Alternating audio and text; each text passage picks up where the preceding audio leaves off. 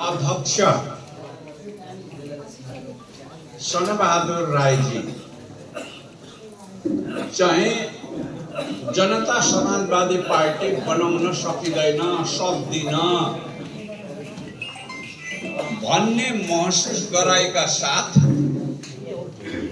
अर्को पार्टीमा प्रवेश गर्नुभयो। त्यसकारण पुनर्गठन गर्नु परेको छ। आदरणीय मित्रहरू, म यहाँ उपस्थित यहाँहरूको चेहरा पनि नियाली राखेको छु र पार्टीको संगठनात्मक अवस्थाको बारेमा पनि मलाई राम्रैसँग जानकारी छ। हाम्रो प्रदेश समितिको अध्यक्षज्यू भन्दा हाम्रो जिल्ला कमिटीका अध्यक्षज्यूहरू धेरै बलियो हुनुहुन्छ। मैले किन यसो भनिराखेको छु भने 14वटा जिल्लाको एउटा पनि जिल्ला अध्यक्ष चाहिँ जनता समाजवादी पार्टी भन्दा दाहिने बायाँ नचटपटाएको अवस्थामा प्रदेशको नेतृत्व गर्नुपर्ने अध्यक्ष चाहिँ बतासले पत्कर उडाए जस्तो उडेर कहाँ पुग्नुभयो। अब उहाँलाई ठिकै ठाउँमा पुगेको छु भन्ने लागेको छ भने हामीले चाहिँ शुभकामना दिउँ। तर हाम्रो पार्टीमा एक खालको वैचारिक अन्यल बोकेका साथीहरू चाहिँ पार्टी परित्याग गर्ने अवस्थामा पुगेका हुन् कि भन्ने मलाई लागेको छ। उहाँहरूले आफ्नो पार्टी परित्याग र अर्को पार्टीमा प्रवेश गर्ने कुरालाई व्याख्या कसरी गर्नुभयो भनेपछि यो चाहिँ वामपन्थीहरूको एकीकरण र ध्रुवीकरण हो भनेर व्याख्या गर्नुभयो।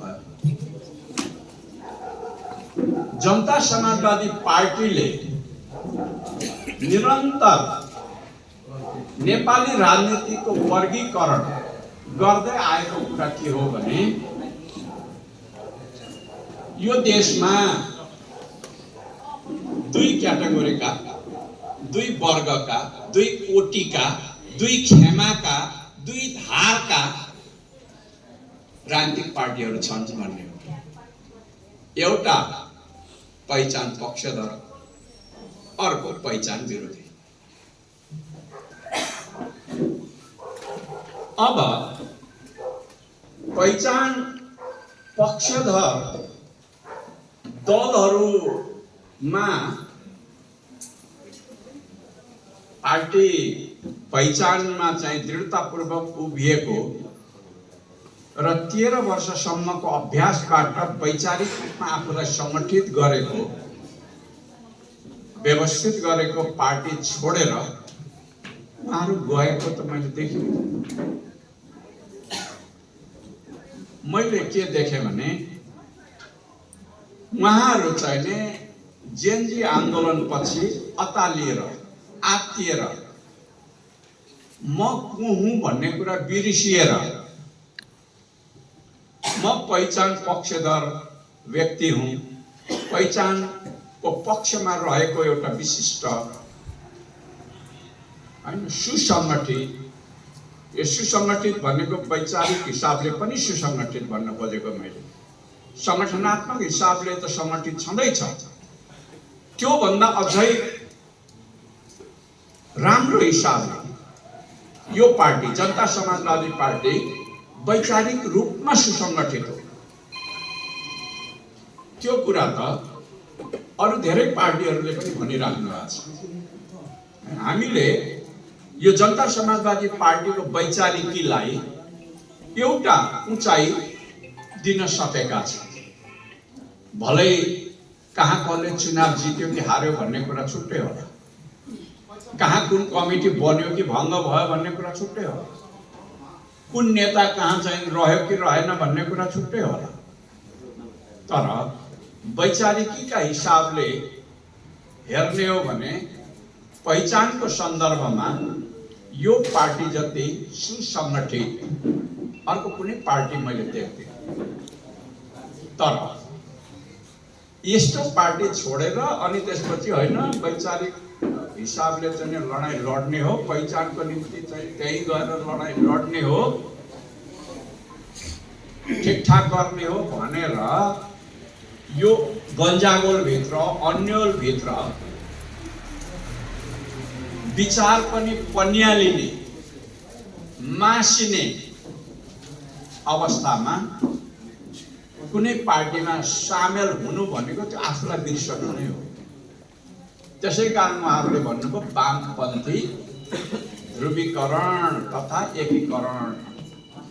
वामपन्थीहरूभित्र आफूलाई वामपन्थी अब्बल वामपन्थी भनेर दाबी गर्नेहरूभित्र कति पहिचान विरोधीहरू छन् याद छ यहाँलाई?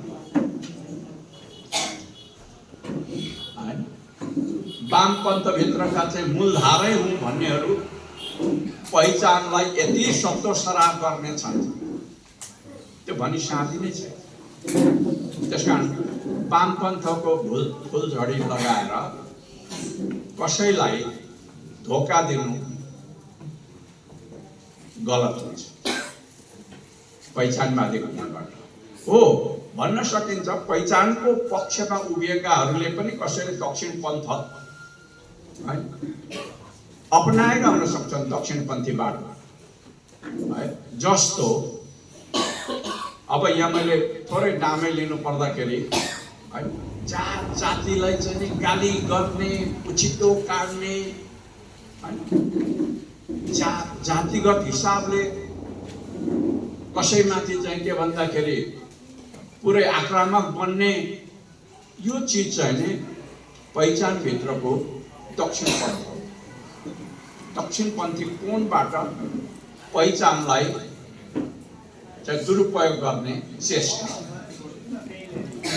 मैले नाम चाहिँ लिइनँ, यहाँ सबै मिडियामा रेकर्ड भइराखेको छ, यहाँहरूलाई थाहा छ है। कुनै अमुक अमुक जातको बारेमा, अमुक अमुक जातिको बारेमा तथा नाम गाली गरेका छ, कुट्नुपर्छ, ठोक्नुपर्छ, हान्नुपर्छ, मार्नुपर्छ, खेद्नुपर्छ, नखेद्नुपर्छ आदि इत्यादि जस्ता अभिव्यक्ति दिने चाहिँ त्यो दक्षिणपन्थ हो। हामी त्यसको वकालत गर्दैनौँ। हामी पहिचान चाहिँ सबैलाई सम्मानको व्यवस्था हो। पहिचान सबैलाई सम्मान, आपसी सद्भाव र सहअस्तित्वको व्यवस्था। हाम्रो नारा नै के हो? सबैलाई सम्मान, सबैलाई पहिचान। हाम्रो नारै यो हिसाबले लागिरहेका हामीहरू आफ्नो नाभीको कस्तुरीको सुगन्ध हावामा खोज्दै भड्किने चाहिँ मृग जस्तो, कस्तुरी मृग जस्तो त्यो सुगन्ध खोज्दै कहीँ हिँडिराखेको छ। अब त्यो सुगन्धलाई हामीले सदुपयोग गर्न सक्दैनौँ होला, उपाय खोजौँ। हाम्रो अहिले भएका हामीहरूको नेतृत्वमा हुन सकेन होला, नयाँ नेतृत्व खोजौँ। तर त्यो चाहिँ तपाईलाई आफ्नो सुगन्ध थाहा नपाएर हावामा भड्किने अथवा मृग तृष्णा भन्छौँ नि हामी हैन, मृग तृष्णा। मरुभूमिमा मृगले चाहिँ नि तिर्खाएपछि त्यो बालुवा टल्किएकोलाई चाहिँ नि एकदम पानी टल्किएको जस्तो देख्छ अरे, हेर्छ त्यहाँ फेरि पानी होला भन्छ, जान्छ त्यहाँ पनि पानी छैन, फेरि टाढा देखिन्छ, गर्दा गर्दै मृग मरे जस्तो है।